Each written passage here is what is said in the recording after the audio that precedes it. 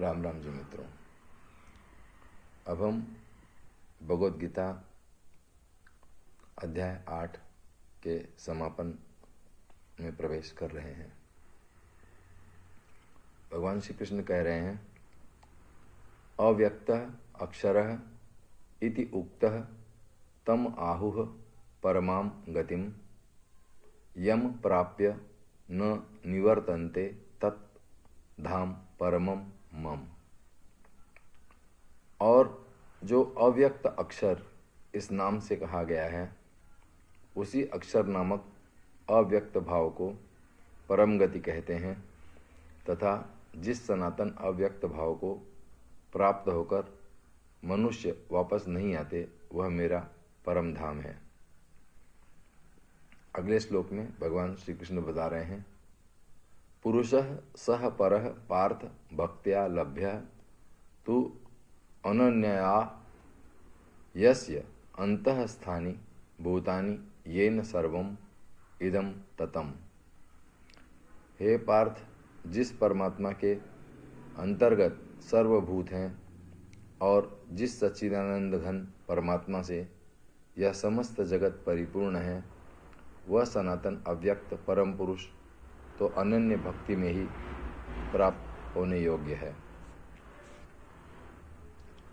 इसके बाद भगवान श्री कृष्ण बता रहे हैं, वेदेषु यज्ञेषु तपःसु च एव दानेषु यत् पुण्यफलं प्रदिष्टम् अत्येति तत् सर्वम् इदं विदित्वा योगी परम स्थानम उपैति च आद्यम।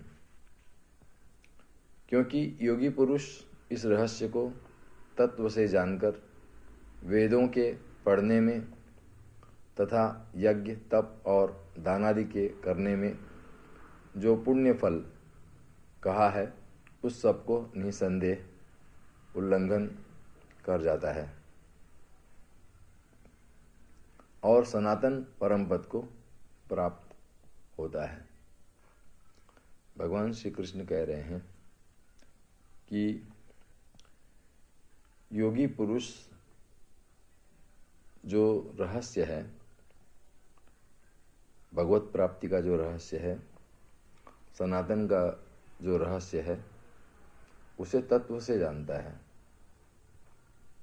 और ऐसे जो लोग हैं जो वेद की पढ़ाई करते हैं, यज्ञ तप और दान आदि भी करते हैं, और उनसे जो पुण्य फल कहा है, उससे भी आगे योगी पुरुष चला जाता है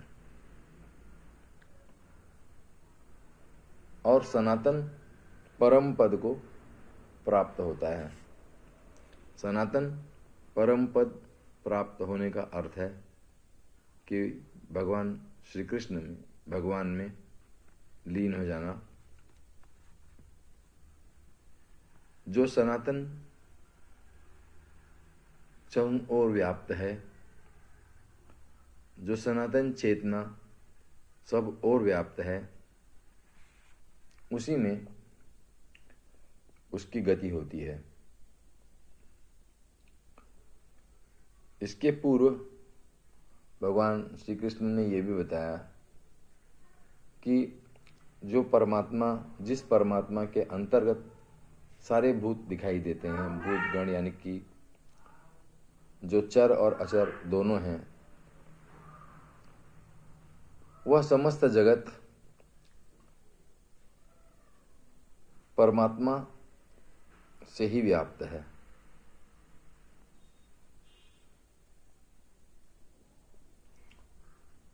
तो भगवान श्री कृष्ण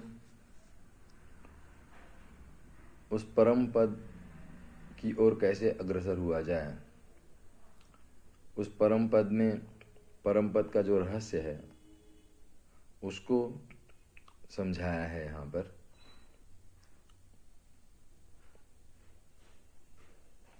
अब इतना ही। हरे राम राम राम, हरे हरे।